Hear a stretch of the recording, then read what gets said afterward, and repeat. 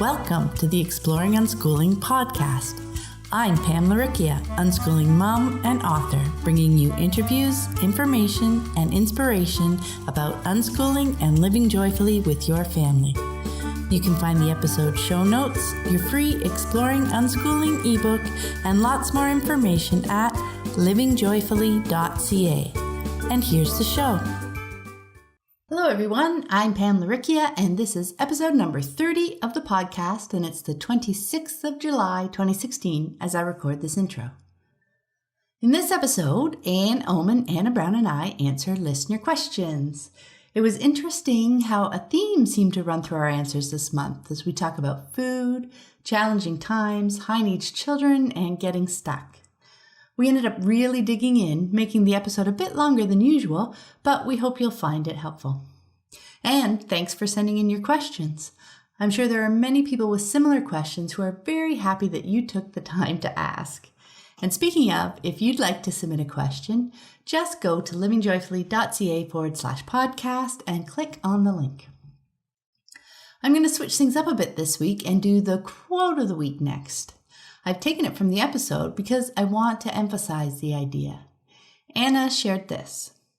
Whenever we are faced with particularly challenging problems, and we've certainly had them, I'm so grateful for unschooling because I feel like it gives us time and space to breathe, the ability to connect, and to focus on what's important, which is our relationships with each other. When challenges come up, especially early on in our unschooling journey, it can be tempting to blame the unschooling because that's the really unconventional thing in our lives. And it's what the people around us have probably warned us about, that if we choose this very different lifestyle, things are going to go wrong. But as you'll hear throughout the episode, so often it's not about the unschooling, it's life. Life throws us challenges. And as Anna points out, many of us have found that in those times, we're even more grateful for our unschooling lives, for all the reasons she listed and more. For an update this week, I wanted to talk with you a little bit about the podcast. Every week, I am blown away by the unschooling information and insights that the guests share, more than I even imagined when I started. And lately, I've been thinking about ways to share their enthusiasm and inspiration more widely. You guys listening are totally awesome, yet I also know there's a big chunk of people who do not listen to podcasts in general. Now, the last couple of months, I've been taking notes myself and sharing the episode highlights in my weekly newsletter, but not only does that take me hours to do, I know there's still lots of great information being left behind, and I'm starting to think that full transcripts of the episodes would be much more useful. Now, one of the things I love about the unschooling community is that we have such a wide range of interests and skills. My book editor is an unschooling mom. My free-to-learn book translations have been done by unschooling parents who are living in other countries and wanted to share the book in their native language, and they approached me about it. So I published the French translation a couple of years ago, and there are Spanish and Hungarian translations that have now gone to beta readers who are also unschooling parents. I love working with unschooling parents. Now, all of this is to say that I know transcription is something that's pretty commonly done as work from home. So I'm curious if there's someone in our community who's interested in working with me on transcribing the podcast episodes. If that's you, please send me a quick email at pam@livingjoyfully.ca and we'll see if we can work something out. Thank you very much. And with that out of the way, now let's get on with the questions.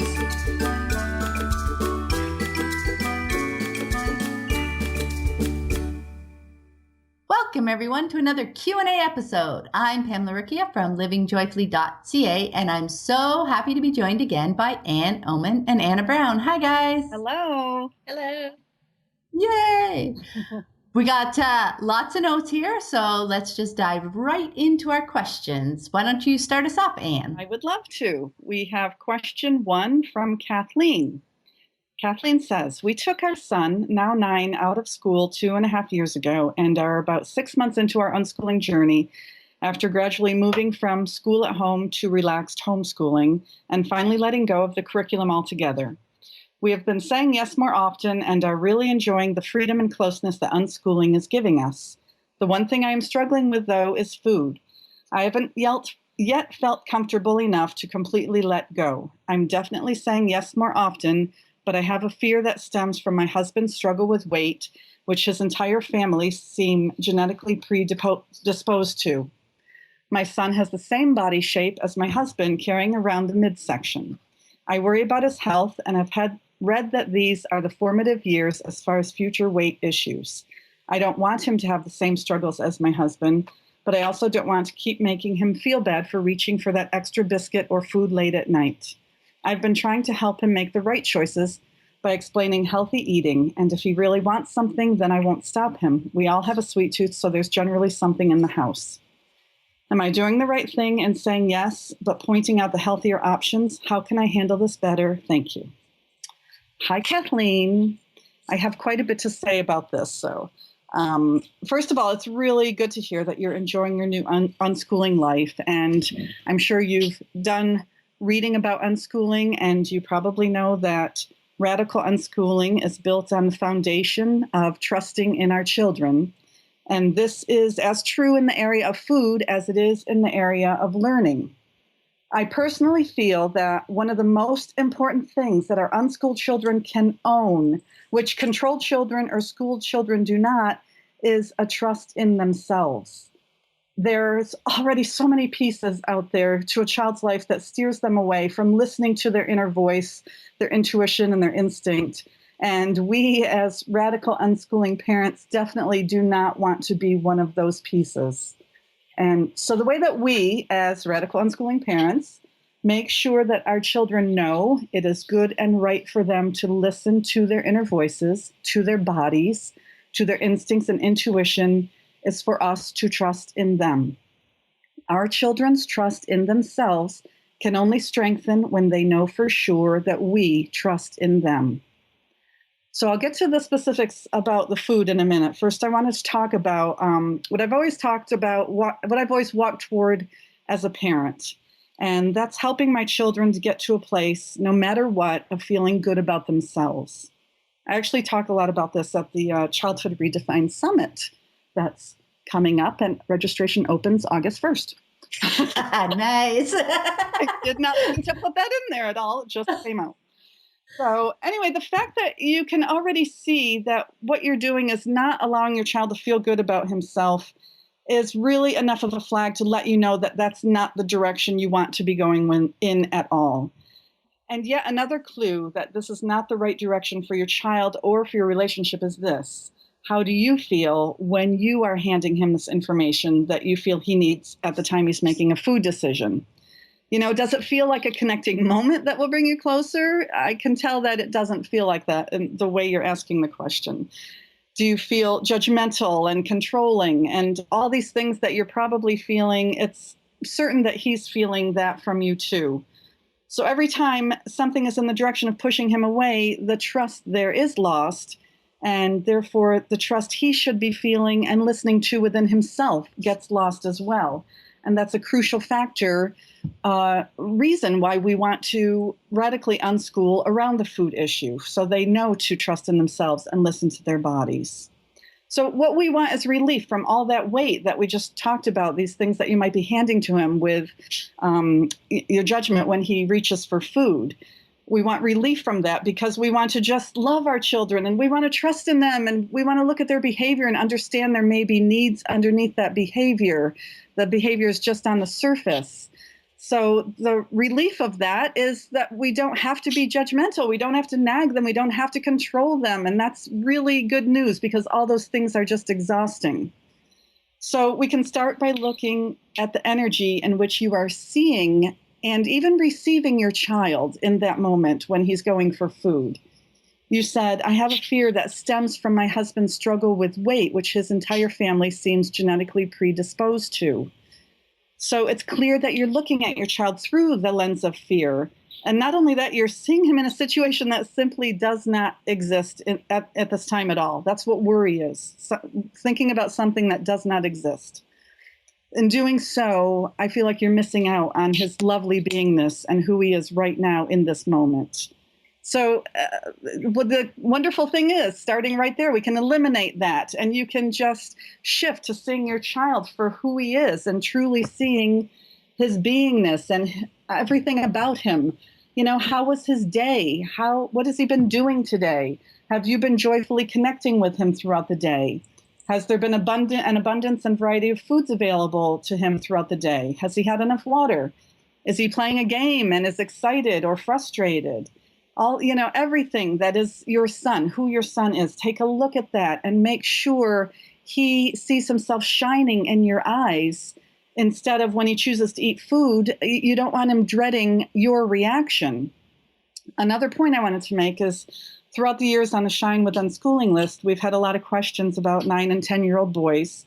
And this is a time when they're going through a lot of changes in their inner selves. This is time when they're becoming more aware of themselves and more aware of the world and their place in it.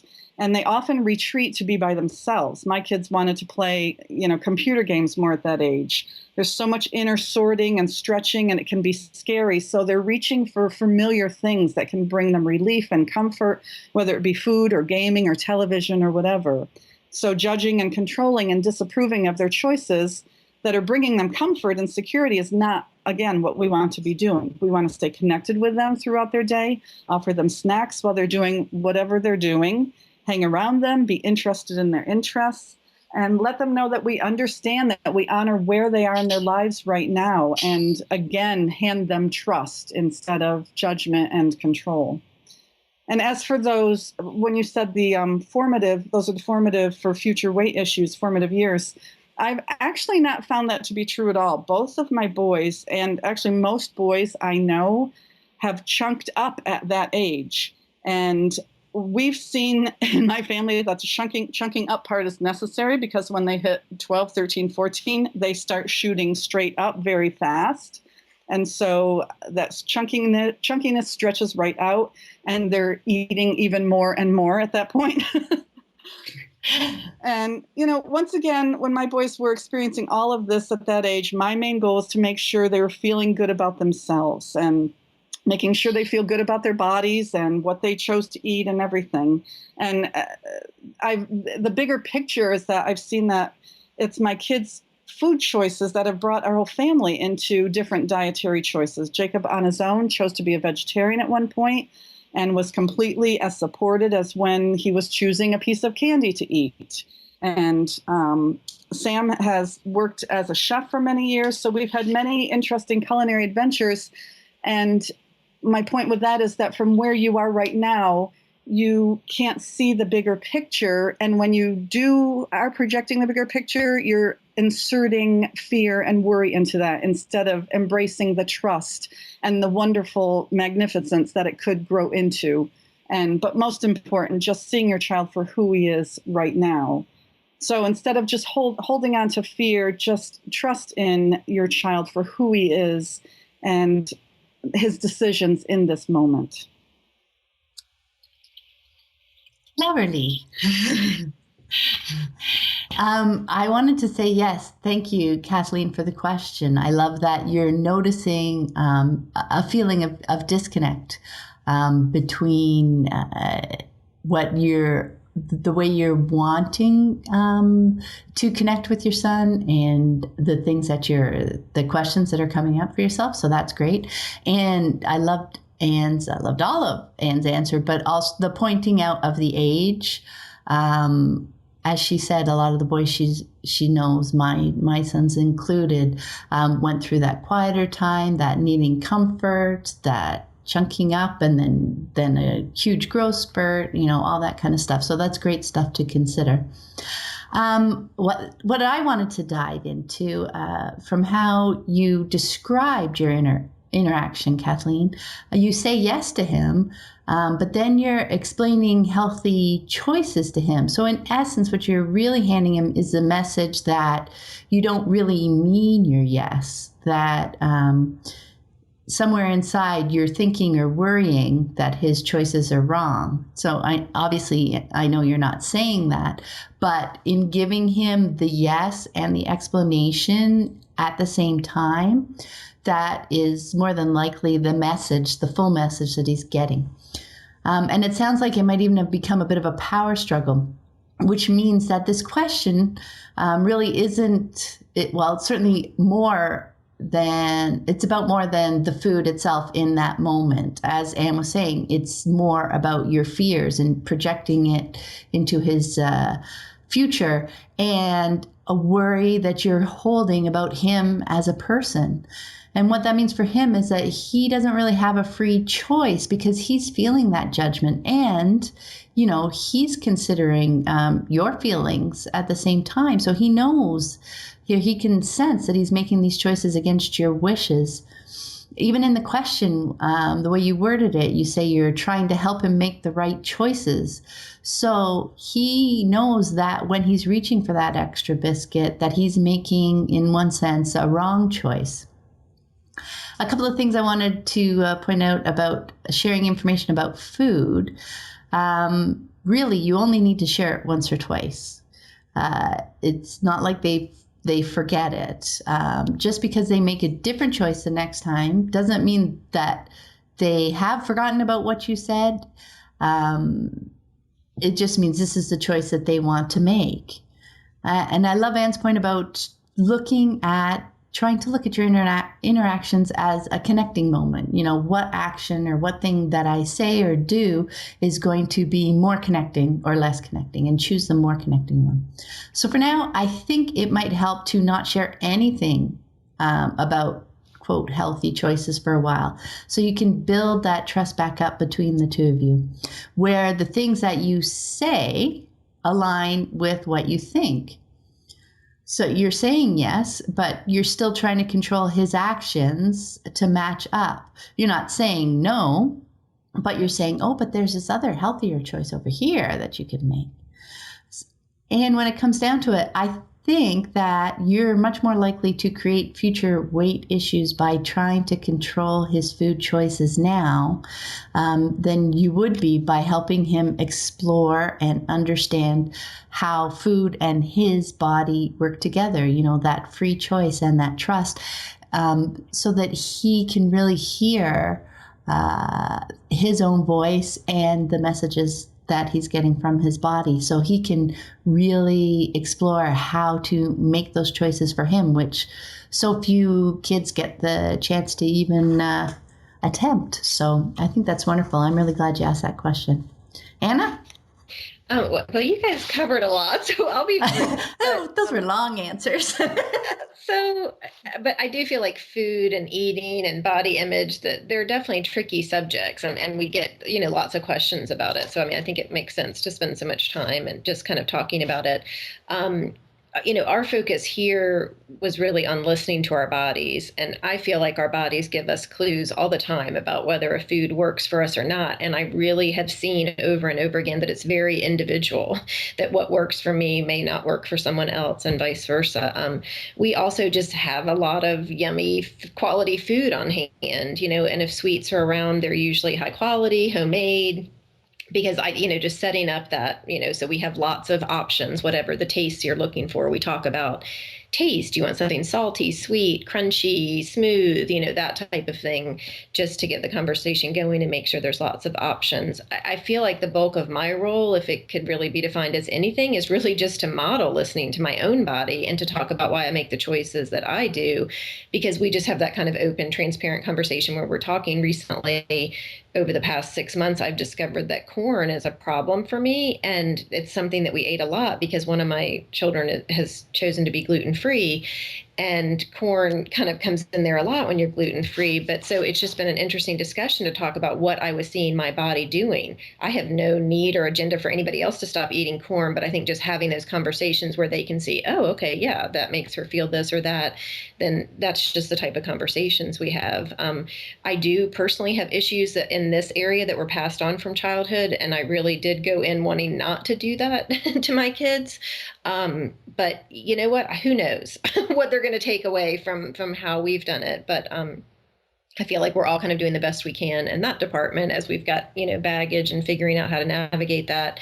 So I wouldn't be too hard on yourself, Kathleen, because what I loved was that you said you're having this greater connection that's developing. And I feel like that's going to serve you both so much. And trusting him and trusting your relationship, just go back to that always. And I think that will kind of guide you in those interactions. That's all. Yeah, I love that.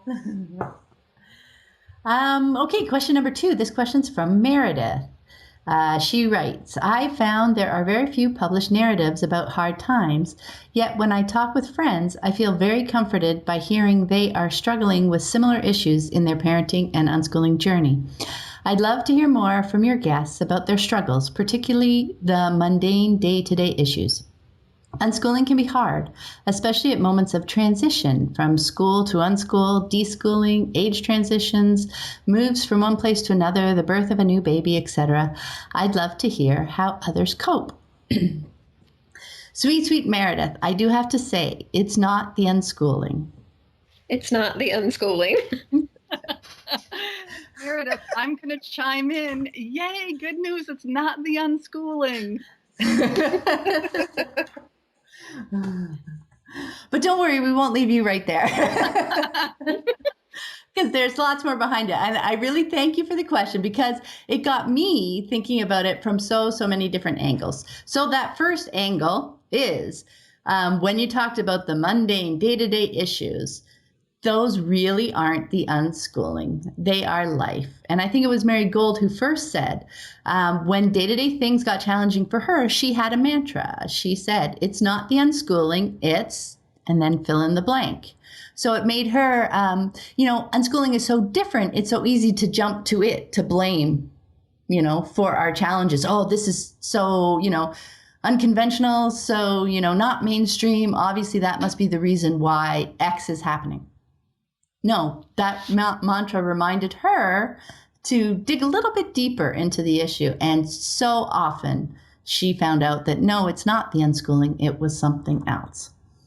Another thing that I thought of, we got this question from you before episode 28 of the podcast came out. And I chatted in that episode with Jen Armstrong about unschooling worries. So I think that would be a great episode for you to listen to if you haven't already.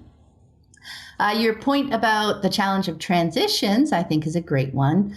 Change is hard. Unschooling needn't be hard, but change can definitely be hard. And that's for anyone. A child will find a move hard, whether or not they go to school.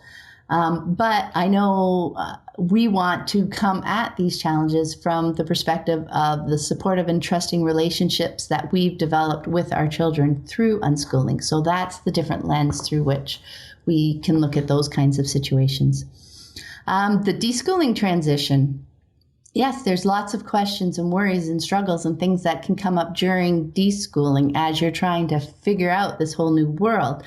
I actually have written over the years quite a few blog posts about those kinds of challenges and how I worked through them. So in the show notes, I'm going to link to a post from my Hero's Journey blog series that I did last year. I'm going to specifically link to the post about the Road of Trials, which is the heart of deschooling. And inside that link, there are links to quite a few other posts that delve into the particular trials or worries that I mentioned. And realize that if I've written about them, chances are that I experienced them. Because sometimes people read them and they kind of see, oh, so that's what she did. But it's not like I came up with that path right away. Chances are I tried X, Y, Z, got some feedback, talked with my kids, worked together, did lots of digging just internally, and came up with what worked best for us in the end. But definitely it was challenges that started me digging into them. Thinking back, there's also been a number of podcast guests that have talked about some of their challenging times, like Anna's parenting episode and Teresa Graham Brett's 10 Questions episode. They both mentioned using mantras to help them through times when they wanted to maybe change up their reaction or how they are just showing up in a situation. And lastly, I can understand how it's comforting to know that others have similar struggles. because it tells us that we're all on the same path and that we're not completely out to lunch with what we're trying to do. We're not the only one having trouble. We're not doing it wrong. The key, though, is to not stay stuck there, but to just get that piece of validation, commiseration, and then keep moving forward to the learning piece. And that's where those mantras have come in handy for people. They help them transition from that rush of fear to moving forward and trying something else, something to help them move through that situation. So those are the different pieces that came up for me when I read your question. Thanks, Meredith. And Anna? I mean, I guess for me, I've never really thought of unschooling as hard. When life is hard, I really find I'm ever more grateful for unschooling because it just makes things so much easier for us to navigate as a family. Because life certainly throws us challenges, and I have had my fair share. And as for how I cope with that, the very first thing I check in on is my connection. Am I choosing the relationships first? With that as my guide, I just find things go so much more smoothly and my priorities are where I want them to be. There are definitely times that I talk to friends, and I love that. And I have wonderful friends who unschool. And what I love about talking to other unschoolers is you don't have to explain those bits because it's not about those bits, it's about whatever else is happening. And so it's just this aside. And so I love that they kind of get that and can go right with me to kind of problem solving and validating and getting through. Because of the relationship focus, what I find is most of the challenges we face are external to our family. One that's kind of happening for us now is dealing with the constant, and I mean constant. So you're 18. What are you going to do now? What college are you going to? What are your plans? All the time in places you would think surely it's not going to come up here, and yet there it is. And so it's frustrating, and it can cause upset and hurt, and what we do is, again, we just kind of circle back around, focus on our relationships and talk about what we're loving about our life and what we're loving about this time as it's naturally unfolding. And we talk about strategies to get through those situations, when we're faced with that. And so again, I feel like that's our strength. That's what unschooling gives us, is that relationship, that unit that we can kind of talk and deal with these things that life throws at us, and live our best life to get through it. And so I guess in general, for me, any kind of struggle is just a red flag, and that's to check in with myself and with my relationships and make sure that I am prioritizing in the way that I want to, because typically I find if I'm struggling, something there is lacking. I've disconnected in some way. I'm not, we're not where we need to be. And so that's just a great reminder of, hey, this is my priority. Our relationship is the priority, and get back to that. Anne? Well, I'm glad you two dug in a little deeper, because I just had a few things to say about my shining perspective. And, I agree. My first response was, as everybody else's, it's not the unschooling. And I don't think unschooling can be hard at all. I do think forcing kids to do things they have no interest in doing is hard and wrong. I think controlling kids is hard and wrong. I know for sure that unschooling follows the natural flow of my children's beingness. And that is never a hard thing for me to see or to live or to execute, that in itself. Now, this thing called life that Pam and Anna have been talking about, life can be challenging at times. And personally, I don't hold on to the challenging times. I feel like life is about how we feel. And the really wonderful thing I have learned is that we get to choose how we feel. My unschooling list is called Shine with Unschooling for a reason, because I believe that focusing on the shine is when life feels and works best, and it's how to get to the core of who we are, and therefore the deepest possible part of our relationships with each other. And I'm 53 years old, and I feel with each year I get to see a more complete picture of what I call the bigger tapestry of life. I can see how my challenges in life have brought me to where I am today, and I wouldn't have wanted a different path for anything. And yes, what my life has been full of very, very heavy tragedies. And yet, even with these dark paths that other people can't even imagine living through, I can see this bigger tapestry today of the incredible gifts I have in my life because of having these things happen in my life, in my path. And as I'm walking with my children, or, before I was married or anything, each path brought me to where I am today. And yes, they hurt like hell sometimes. Yes, life is so hard sometimes. I'm not one to stay in a place of focusing on those things. I'm not one to commiserate with other people about those things. I feel like when we draw attention to them, they just grow. I have this thing where sometimes I'll post something on Facebook that that I want to vent about, and I have to delete it because I don't want it to stay there in my space and my energy. And that's exactly how I am in real life with having it in my beingness. I feel like this moment is as good and pure and easy and joyful as we choose for it to be, no matter what's going on around us. I have been in the darkest parts of darkness, and I am still able to find so much light and so much appreciation and joy and an even greater love for myself and for life than I had ever known before. So, I'm just addressing that one part of your question, and for you to ask yourself, what's serving your life best, and that's just a good thing to look at.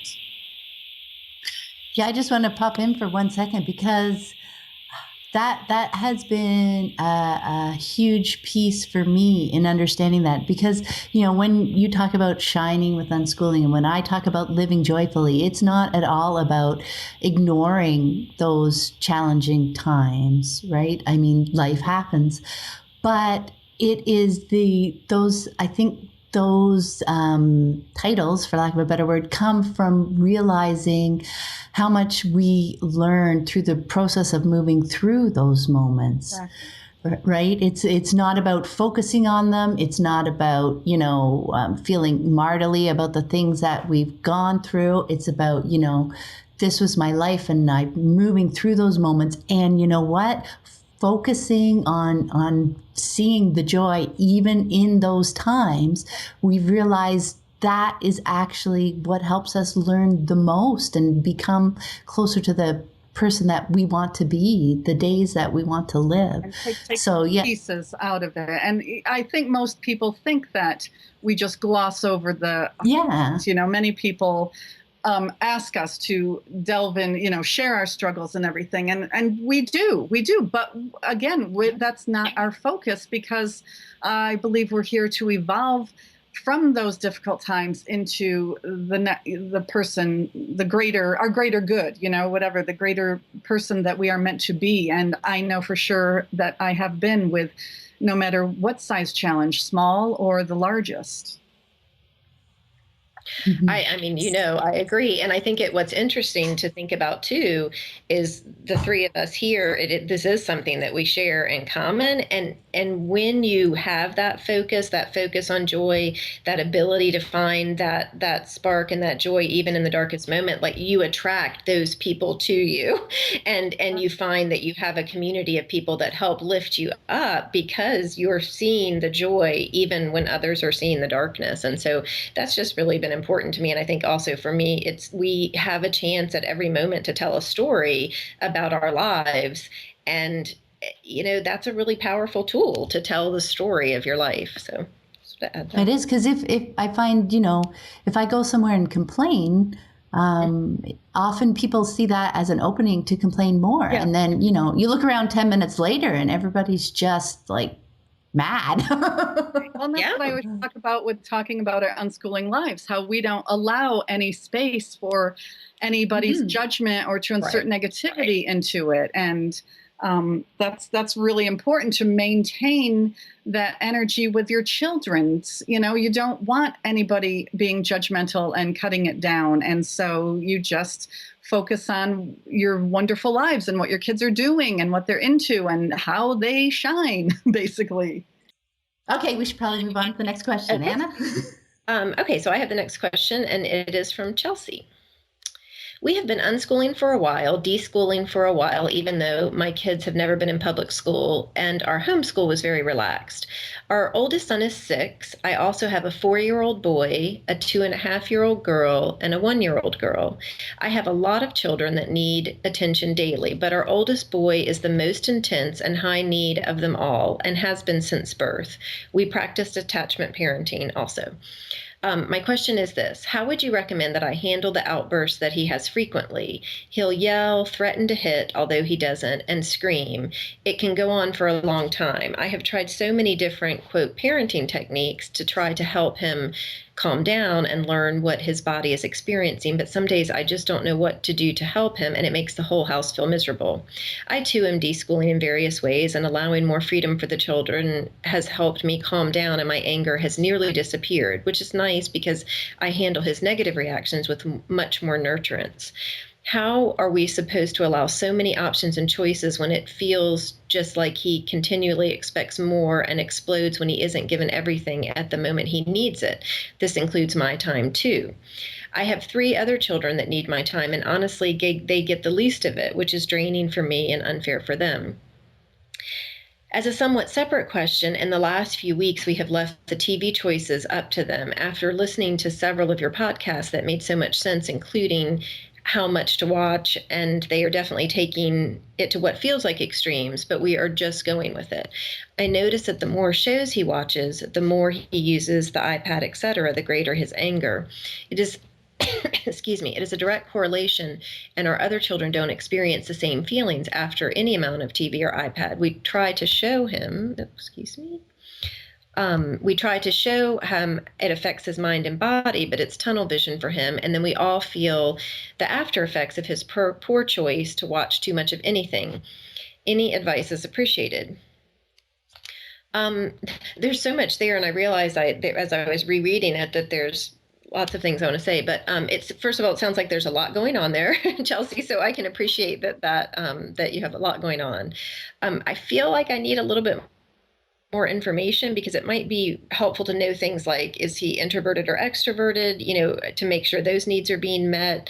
There's a book that I read years and years ago called Kids, Parents, and Power Struggles. And in that, the author talks about personality types. And I think it's greater understanding can help us lead to creating environments that work more easily for everyone. Another tool is the love languages, to understand about how we relate to one another and filling our own cup and filling the cup of those around us.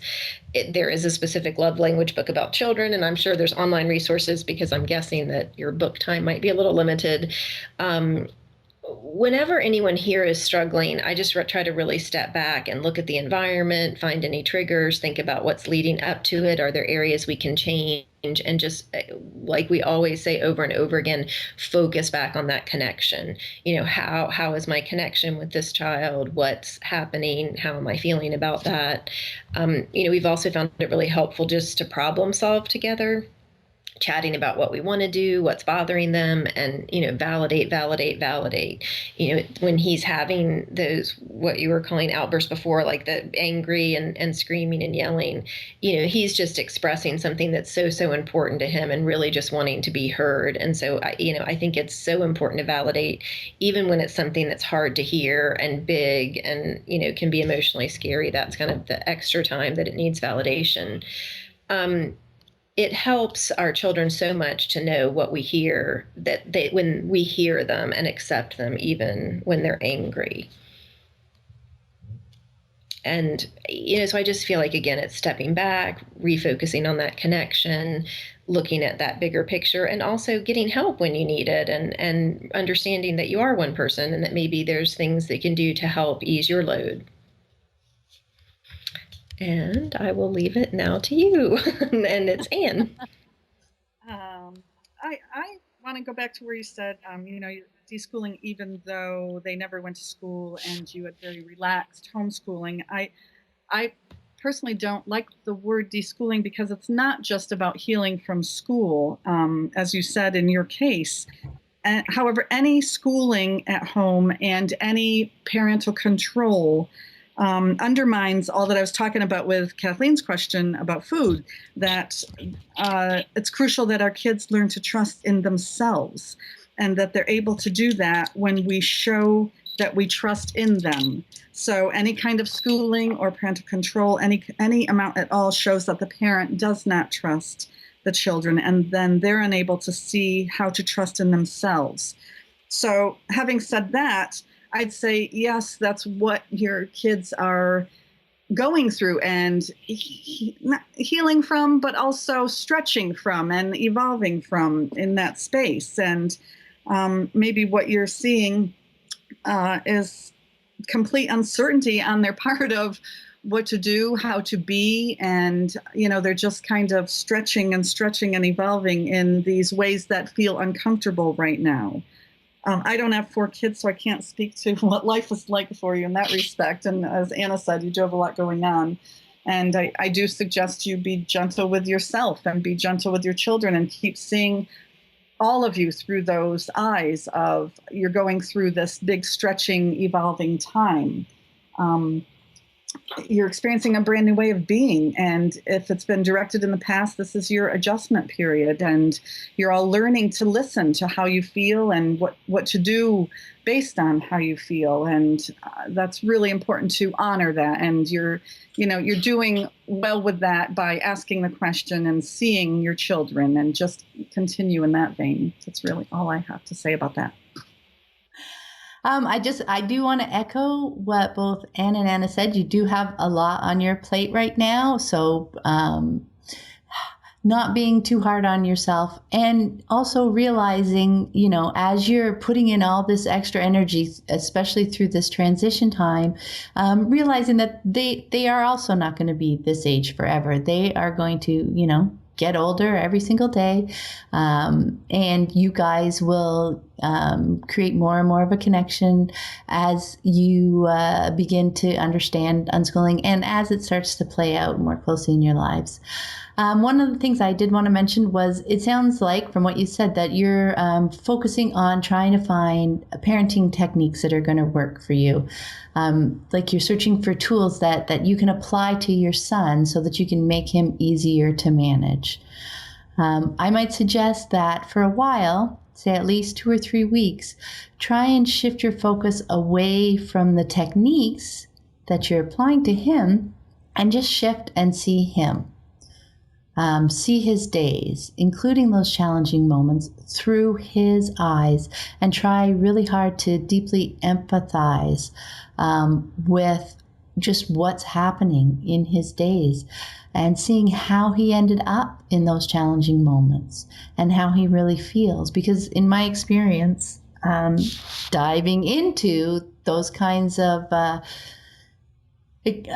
moments, there really are often clues along the way. So instead of focusing on looking for parenting techniques that you can use to help him calm down after he's bubbled over or gone off the edge, whatever metaphor you want to use, instead watch for the clues that are happening before that tell you he's heading in that direction, and try and help him there. Because techniques don't really work once a person's lost control, no matter their age. Because at that point, there's so much stress and fear and frustration and anger that is not a good learning environment for anything. You want to try and at that point, all you want to do is just take care of him and help him, just love him through those moments, and then later, validate and help him understand as much as he can what has happened, and why. Maybe dig into him a little bit with why he's feeling that way. Because remember, he's just 6. This isn't, I know you said, he's been a higher needs child, but there are higher needs childs. A lot of us have had them. He's going to get older. What was the other? Oh, the other piece I wanted to talk about was TV. And you're feeling that right now they're taking it to an extreme. And as we've said, and I'm sure you realize that's not surprising, it is human nature to stock up on things after you felt that they're scarce. And they're still developing that trust that TV will continue to stay available. So they're filling themselves up. I just wanted to point out something in the language that you use that stood out for me. You wrote, "We have left the TV choices up to them." Just check in and see that you're still actively involved with them around TV. Are you enjoying the shows with them? Or are you at least enjoying their enjoyment of the shows, laughing with them, chatting with them about what's going on, about what they find funny, engaging with them, not, okay, we let them choose whatever they want on TV. They're taking it to an extreme, but I'm just going to sit back here and wait until they're finished. No, that's not going to, that's another choice that's not going to help build the connection. So that's always a great way to look at it. The sooner they can actually see you there and feel your energy, that you're truly okay with them watching, the sooner they'll realize it's really up to them, that they really are free to choose. And in the meantime, you will also be learning lots about them from seeing the kind of stories on the shows that they like and the kind of humor they like, and just building that relationship, building that trust. And then when it comes to your eldest, we try to show him, your eldest TV watching, we try to show him how it affects his mind and body. Again, it sounds like you're trying to tell him some things after the fact. Right? Oh, look, you're very upset and you just watched 3 hours or however many hours of TV, and that's why. Instead, when you're talking to him about it like that, you're not in the moment with him. So in the moment, during those hours is where that relationship is built, where that trust and connection develops. And that's where the learning is, not so much in the analysis after. Because he's 6. When they're older, those later conversations can help more, because they can, make those connections for themselves, especially when you help point it out or you chat with them about it. But right now, your kids are younger, and being with them in those moments and helping them in those moments are where you're going to find most of your learning about your kids and about unschooling. You're going to be seeing it in action, not sitting back waiting for it to happen. Okay, I'm done. Okay, now I have. Oh, Go. I wanted to. You talked about validating the 6-year-old, and I really wanted to talk more about that, because we've talked a lot in the past about radical validation, and I'm not sure people may even not understand what simple validation is, let alone radical validation. And I really want to talk about that. So when he's frustrated, validation is simply saying, I understand, I see you, I feel what you're going through. And sometimes with my kids, they needed me to go to a deeper place and really feel what they were feeling, where I would be like, oh my gosh, I would just kind of go deeper into seeing it through their eyes, as Pam had said, and which we always suggest you do anyway, and just really feeling their frustration and letting them know from the deepest place in you that you understand how difficult it is. I know with my Jacob, when he was little, I would hug him after a really hard time, and I would say, you're doing such a good job being you, and I know it's so hard sometimes. And that really helped him. I could just feel him relax into that, because that's what he's feeling, that it's so hard being me. It's so hard being me right in this moment, and nobody can see that, and I feel upset about this. When you see that and you radically validate, which I've changed to one word of radicate. It's like the Pokemon. And, that just really helps them. And people's fear about this is that the shit will hit the fan if you acknowledge something negative that the child is feeling, that they will just they'll pick that up and just run with it, and you won't ever get any sanity back in your home ever again. I know so many people who feel that way. And the opposite is true.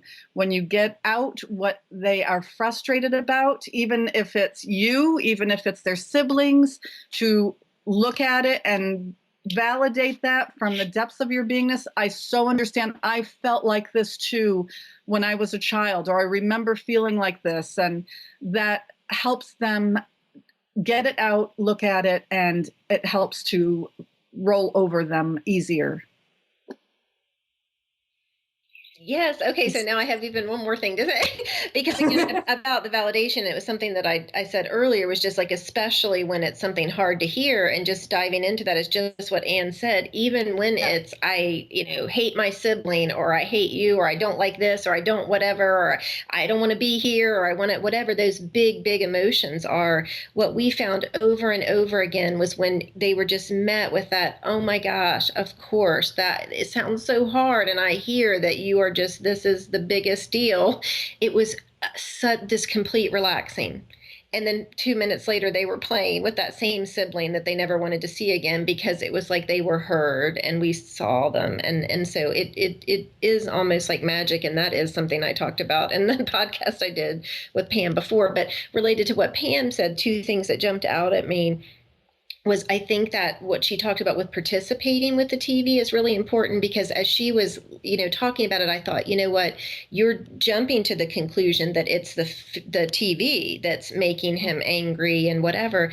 But if participating with him might give you some clues that maybe it's food, maybe it's a big chunk of time and snacks would be helpful, or maybe it's connection, needing to connect with you during that time. And so then, he's been kind of out of pocket for a little while and you haven't been connecting, and maybe that's what's bubbling up. So I just loved that idea again, to kind of keep connected through that time. And it might give you a little bit more of a clue, instead of just kind of jumping to, it's the unschooling, it's the TV. That's that same kind of gut reaction.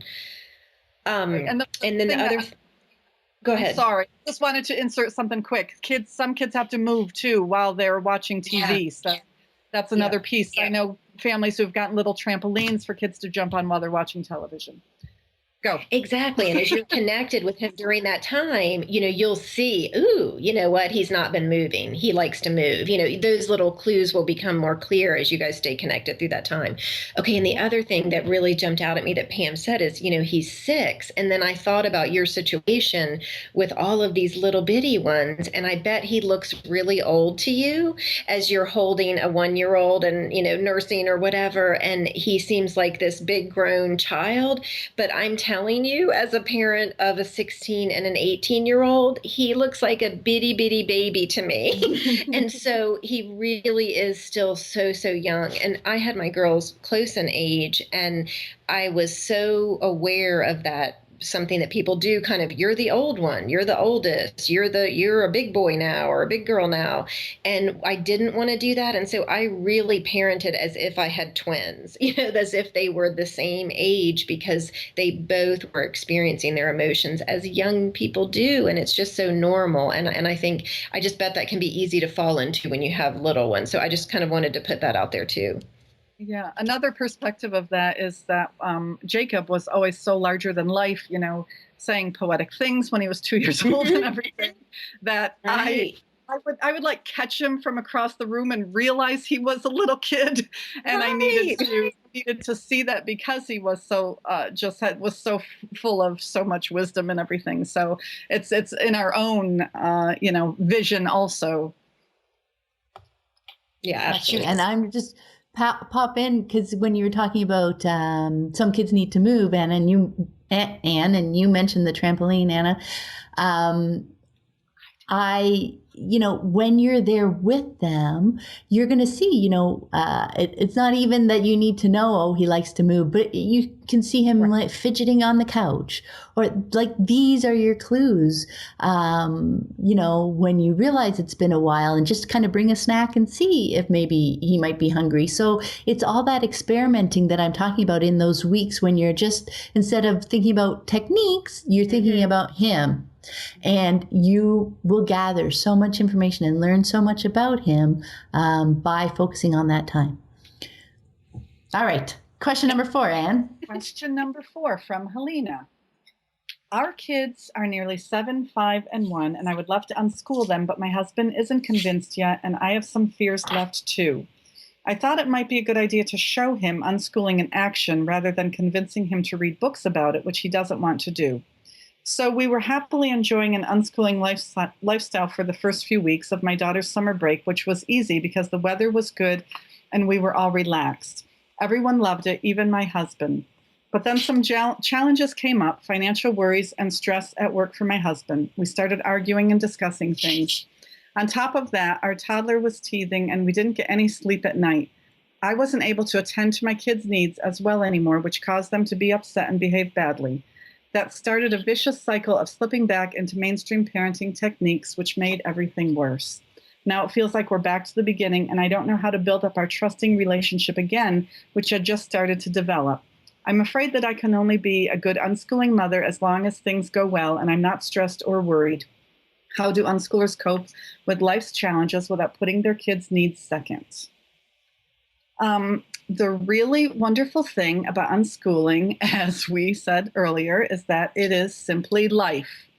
And if you happen to have an idyllic picture in your head of what unschooling should look like, it's really important to shift that over to a bigger canvas that allows whatever your lives look like in each moment to flow.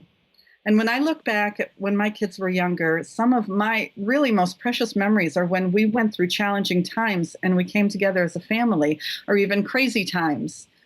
I remember when the kids were little and I was sick in bed and feeling upset because I couldn't take care of everyone. And my kids were fine, actually. And not only fine, Sam would stop playing his game and come and check on me and ask me if I needed any food or drink. When I got lonely, I'd ask Jacob to come and be by me and read me a children's book. And this was our life because we lived connected and we enjoy each other's company, and this is life. And even during the most challenging times, our trusting and flowing and loving and messy and joyful lives would really shine brighter because of our radical unschooling dynamic. As I said, the trust we have in each other, the support we give each other, the lack of controlling, the respect we have for each other, the absence of the shoulds and the have-tos that other families have. All of that creates a better and stronger family dynamic. If you slip back into something that doesn't feel good to you, I used to let my kids know that I made a mistake. That's how I felt our trust was built, sharing my vulnerability and honesty and my desire to do better. And I kind of have always felt that if we take the ups and downs of life and keep them as close to the middle as possible, that this is a really strong, empowering, and wonderful place to be. Then when a challenge comes along, we're not so close to the edge that we come close to losing it or going over the edge. We can easily still access joy and see the shine and stay connected to each other during the challenges when we stay close to that middle. And when times are easy and happy and joyful and wonderful, and maybe we get an unexpected check in the mail or news that something a child has been desiring is a yes, it's really good to feel that fully and be so appreciative, and yet not have it be such a huge high that we feel dependent on life being that way in order to be really, truly happy. In our family, so much of our joy and our contentment and our challenges and our satisfaction and our dissatisfaction, they're all swirling around each other and flowing in and out of each other, right there in that middle of either extreme. And we feel appreciation for all of it. So I also believe that your children wouldn't want any other family than the one that you have, with the youngest teething and everything. And, it's, again, the family dynamic and what's happening right then. Cool. I really liked that description of the flow, Anne. That was really beautiful, and it helped to explain a little bit too about finding the joy and learning from the moments. Because I think, Helena, right? That was your question. Yeah. Even though, like, as you write about it, you seem very disappointed in how things went, when I read it, I notice that you seem to have a pretty good idea of where and why things began to feel stressful for you and how they kind of went off the rails as you're describing it. And I'm thinking about all the learning that happened for you in that moment. You've got more experience under your belt now. You learned more about yourself. So I would just suggest not beating yourself up about it, not thinking, oh no, I'm not going to be able to unschool because life, No, it's as we were talking earlier, it's about not being stuck in those moments, but using them to learn from and to incorporate as you move forward. It's just another piece of that puzzle as you guys are learning more about unschooling and deciding whether or not that's something you might want to do. That would be one other thing just to mention. You were talking about your daughter's summer break, and definitely you were. I'm trying to go with calling it an unschooling lifestyle. You were on vacation and stuff. It wasn't. I'd hesitate calling it unschooling just because you still have, those fears. You're not actually unschooling, but you're playing around with the idea. You're learning more. You're releasing, I got the impression, you were releasing control a bit more and really enjoying those days off. You still have those days, whether or not your daughter goes back to school. So that is part of what life can be like every day. What was the other piece? Oh, the other piece, Anne alluded to this as well, with the older ones, she was talking about apologizing. You can definitely briefly explain at, whatever level's comfortable for them, what's up. And that, these things, when these things come up, they do take our attention for a while. It's better not to leave it as kind of the elephant in the room, because I'm sure that even if you're not saying anything, they're picking up on the stress. They're picking up on, your arguments and longer discussions with your husband. So it will help them to know that something is up, something's going on. You guys are chatting about it. Sorry that, I'm not able to spend as much time right now, and that's part of moving through everything together as a family. And because not only will you continue to learn and grow as these things come up in life, so will they. And they're seeing that you're treating them as a person, not as as a child who things need to be hidden from. And they're seeing how you guys process and move through them. There's just so much that helps build the relationships, the connections, the trust. And, as Anne was talking, I thought that was so interesting about, being in the middle, not versus the really good, not relying on the really good times, not needing them to happen lots and lots, and not ignoring, like we were talking earlier, not ignoring the bad times, but being being yourself in the moment, in the middle, and all those other things are part of the ups and downs of life. That's such a nice phrase. And that's where your connections and trust are going to build and going to help you even more in the harder moments, build even stronger in the good moments, and be nice and solid, throughout. Okay, I'm done. So the last part of her question was, how do unschoolers cope with life's challenges without putting their kids' needs second? And I think we've really touched on this a lot in today's episode. Because for me, again, my first touchstone is the relationship. Am I putting the relationship first? Life is going to throw things at us, but if our relationship is strong, then it's just much easier to manage. I find when I start focusing on problems and lose sight of our relationship, that's where things kind of start to go off the rail. What I can control is our connection and how we are doing together as a family. A friend and I have noted many times that when things are out of control at work, people tend to clamp down at home. And I think they're just really trying to look to control something, anything, when they're feeling that kind of spinning out of control. And I think sometimes just to be aware of that can be helpful, so that you're focused focusing your concern, energy, anger, whatever on the actual issue. And that kind of steps us back to, it's not the unschooling. Life had thrown some things at you. And I think a question I would ask, were you here, Helene, is what would be different? So you had this life situation happen with finances and work that was challenging. How would it have been better had your children been in school, when in fact, actually they are in school, they're really just on summer break. So I'm not really sure it's about unschooling per se. Again, as I said earlier, I find whenever we are faced with particularly challenging problems, and we've certainly had them, that I'm so grateful for unschooling, because I feel like it gives us time and space to breathe and the ability to connect and to focus on what's important, which is our relationships with each other. And I just feel like when we are facing things as a team and as our family, we have the ability to weather any storm. And I've just seen it over and over again over these past, 18 years of being a family. So your Lovely.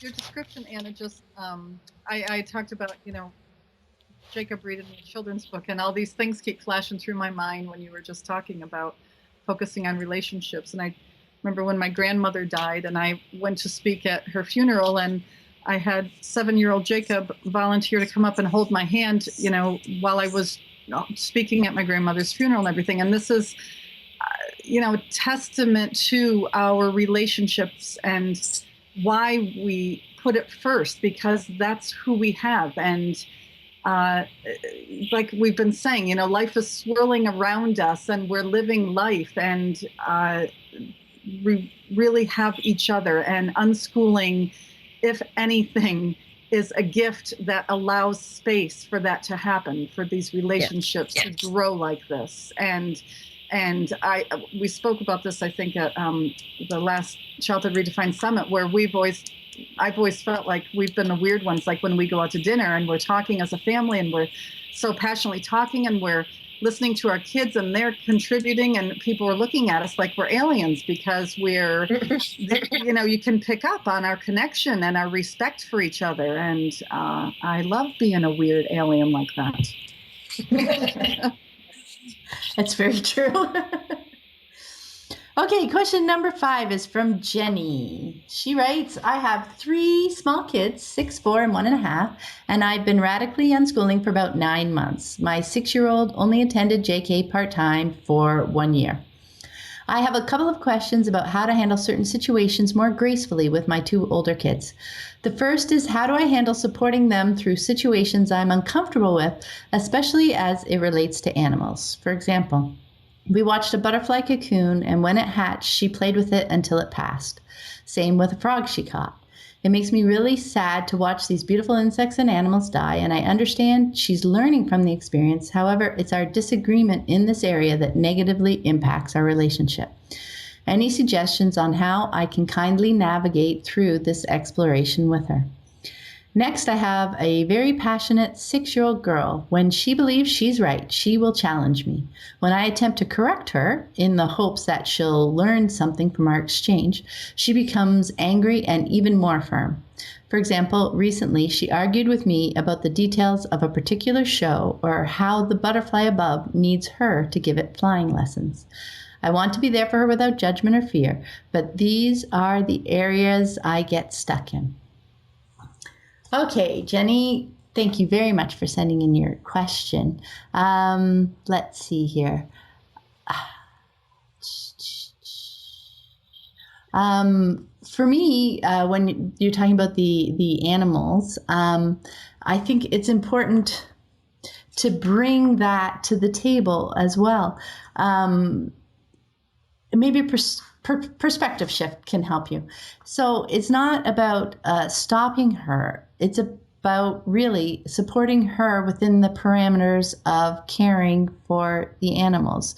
So of course you are sad about the animals passing on, and the idea of unschooling and her learning through the experience isn't for her to handle them until they can't handle it anymore.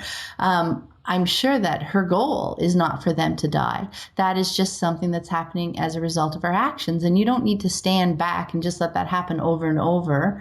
You can help her figure out ways to meet her goals, like what she wants to do with the frogs, and keep them alive. It's important to get to a place where it's not you versus her, where you're defending the animals against her and fighting with her about that, but you can support her within the parameters of that situation. Like I remember when my kids caught frogs up at the cottage, it was about creating a nice habitat for them and learning the food that they needed, learning those things together so that they could explore and have fun with them and keep them alive, and eventually release them after. I think we kept them for a couple of days. And, so it's learning in the working together with her, not standing back and just watching her do things that are going to injure the animal. So, that's part of that whole relationship and connection building, so that she doesn't feel attacked when you're talking with her, so that she really feels like you guys are working together so that she can get all that she wants out of the experience while still taking care of the animals. So I'm hoping maybe that perspective shift can help. When it comes to your daughter's arguing, I found if our children aren't receptive to our information, if I continue to argue with them, it really shifts and becomes about power. The idea, the information itself is lost in it. So when you see your 6-year-old has shifted into feeling defensive about something that she believes, at that point that she's not in a receptive or a learning mindset, and it's really okay to let it pass. There's no need at that moment to say that she's right when for a particular show, you remember it one way, she remembers it another. But there is no need to push it either to prove that you're right. As I said, at that point, it's moved beyond that piece of information and it's now becoming a power struggle. It is okay if she walks around for a while holding some misinformation. Over the next few times, as she goes to use it, it won't fit into her next experience, and she'll eventually figure it out. In the last episode, Meredith talked about how part of real human learning comes from our mistakes, from experiences where what we thought was true turns out to not be true. And we talked about how we don't set our kids up to fail, like completely ignore them, but we also don't force them to see things our way. Sometimes they really just want to try things their way, to see things their way. So in those moments when you feel that pent-up energy or frustration of thinking that she's wrong, rather take it and try to apply it to being curious about her, about why she remembers things in that particular way, why she thinks something works this particular way, why she thinks that butterfly needs flying lessons, and just absorb that and be curious and have that be part of the picture of her that you're putting together. So working through our need to be right in each moment is a significant part of the shift from looking at teaching, because you're trying to teach her that piece of information, and shifting to seeing things as learning. It's a moment when we think we're needing to teach them what's right, but they're not in a mindset for learning. Now, so letting that go can sometimes feel wrong, I imagine, the first few times. Yeah, I remember that. But over time and with experience, we see those moments when they do eventually learn that piece of information or that skill, and they learn it on their timetable. That is when we start to see how well unschooling works without all the fuss, without all the arguing about that fact. That wasn't fitting into their picture in that moment, and you trying to keep stuffing it in at that moment isn't going to work. They're not going to remember it. What they remember is the power and the struggle and the argument. But with experience, you'll see that moment comes up again and again and again. It's not like a curriculum where this is the one time you have to learn that fact. No, it's life, and things come up and come up and come up, and you will see them learning about it when it makes sense to them in their day. Okay, who's next? It's me, I think. Anna? Yeah, okay. Yeah, so being a wildlife rehabilitator and passionate animal lover, I will say that we have talked about interacting with animals with care and respect since my kids were itty bitty. And if I felt like they were not able to be respectful of an animal's life or comfort, then I just wouldn't put them in those situations. And it sounds like it might be too early for the butterfly hatching in this situation. And just know that there's plenty of time for that, everything doesn't have to happen right now. And there may be other ways to interact with nature that are just safer and more satisfying right now. We did a lot of foster work with kittens, and there would definitely be times where we took breaks when the kids were ages where impulses were harder to control, or they just weren't able to kind of be around kittens in a safe way.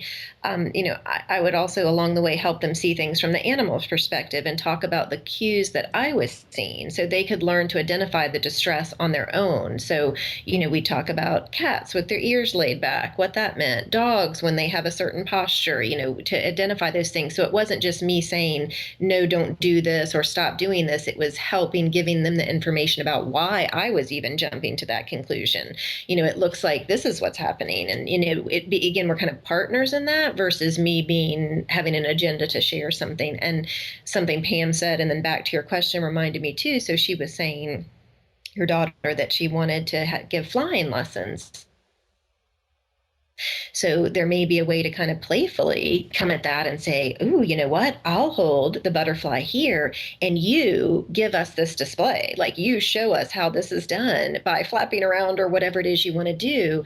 And I'll have the butterfly safe here to learn, so there may be a way to kind of meet that need of hers to do that while keeping the butterfly safe. And so again, being a partner to find those solutions helps versus the authoritarian or the person with an agenda, because kids pick up on that so quickly, and that's when they kind of dig their heels in. And so it's just kind of using your judgment to decide, okay, are they ready for this experience and we can work through this together playfully, or no, actually they're really not ready and this creature's life is at stake here, and that's important.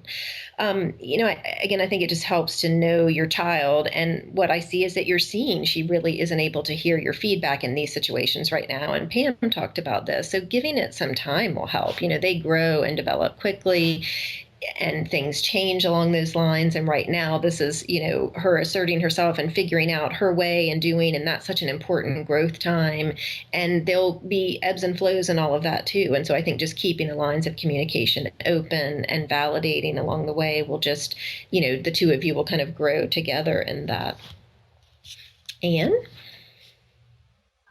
It all felt very simple to me when I read your question, and I wrote down, play more, challenge less, win-win. And I want to talk first. A little girl, and when she said how the butterfly above needs her to give it flying lessons, she wasn't speaking about the one they were handling. It sounds like it was one that was flying above.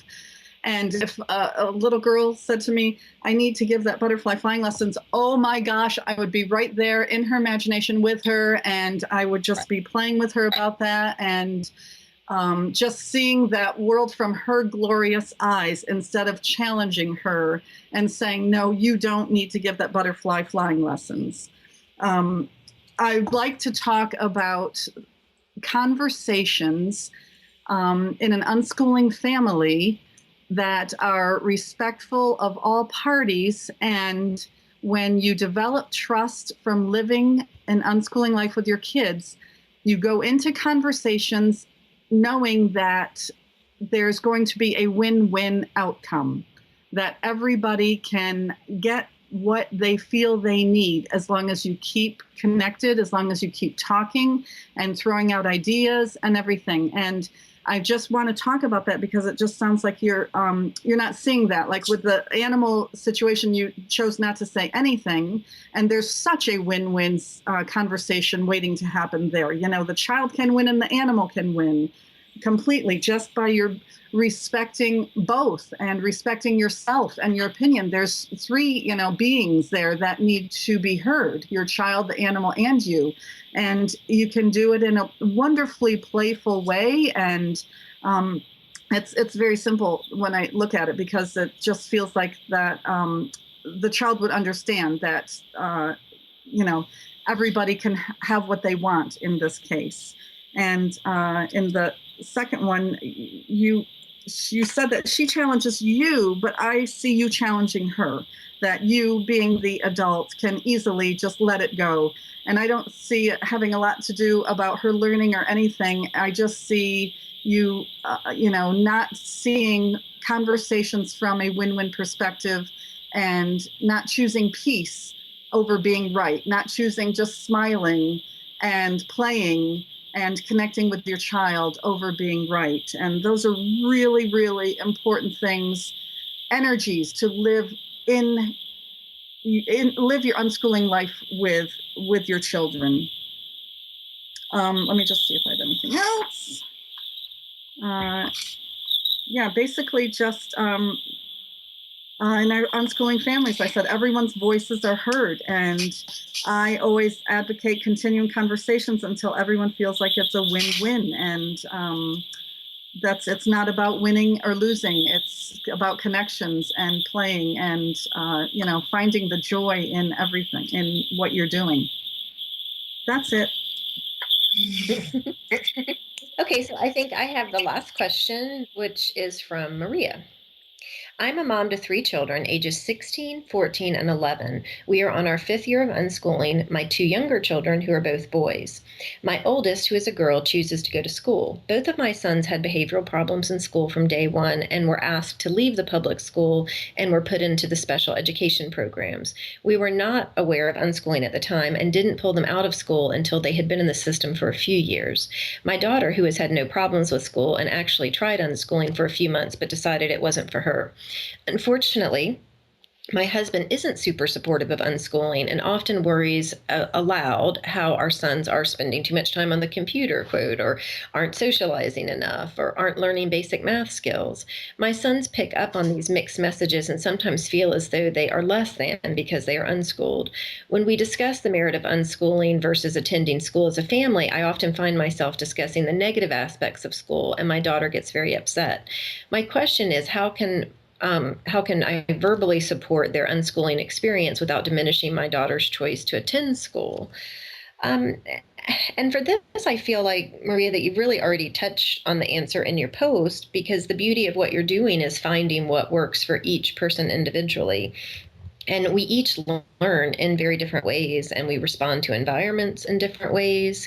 And I remember my dad early on in our unschooling journey was telling me, after he read some books, my dad would come into our house and whatever books I had lady, he would then start reading, which always cracked me up. It didn't matter what it was, fermenting, unschooling, he would just pick it up and read it. And after reading some unschooling books, he said that, he had really enjoyed school, but that he could certainly see how it didn't serve everyone and how certain people were just really left behind in a system like that. And I feel like you can really celebrate both paths without one being a lesser path. Now, also in your note, you mentioned that your husband out loud is saying things, kind of disparaging remarks to your sons. And I think that's a conversation I would want to have with my husband, to just say, we know how bad it was when they were in school. We know what we were dealing with there. And we know what this gift we're being given by them being home and recovering from this experience. And that hopefully you guys can all get on the same page, because I do think that's a lot for those boys to carry and kind of weigh. And so that's a chance for you to kind of have a culture as a family of accepting everyone and understanding that each of them learn differently, and that you all learn differently, and that you each have your own path, and each path is just as valid. So that would kind of be where I'd put my attention, I think. Okay, I think it's Anne next. Hi, Maria. When I've spoken with unschooling families whose children have decided to attend school, I focus on how the child is able to attend school in a completely different capacity than all of the other kids there, because the child from the unschooling family has the choice of whether to be at school or not. That one factor makes all of the difference in the world. And because she chooses to be in school, she also understands the things that other people say about school are not true. She understands that you don't have to go to school. She understands that good grades do not determine your self-worth, nor do they secure you a happy future.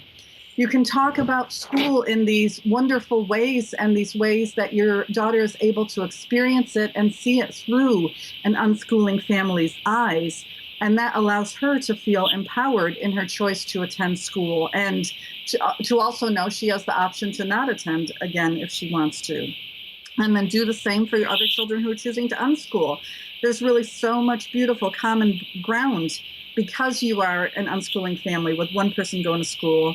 So much beautiful life and learning happening in both scenarios in completely different ways.